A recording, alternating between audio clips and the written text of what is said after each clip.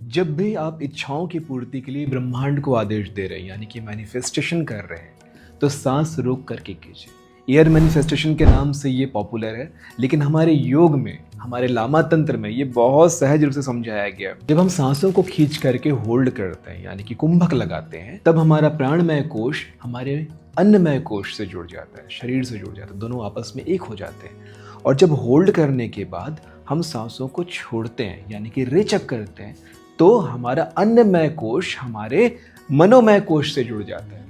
यानी कि तीन शरीर आपस में, ऊर्जा के तीनों शरीर आपस में जुड़ जाते हैं। और जैसे ही ये क्रिया होती है, ऊर्जा विज्ञानमय कोश में पहुंचती है और उसी समय ब्रह्मांड आपकी भावनाओं को सुन सकता है, आपकी विचारों को सुन सकता है। कभी भी सोचना, जब आप सांस छोड़ चुके हो, सांस छोड़ने के बाद जब रिक्त हो चुके हो, उस समय कोई विचार नहीं आते, विचार खाली हो जाते हैं। उस समय केवल एक विचार होता है कि प्राणों को ग्रहण करो।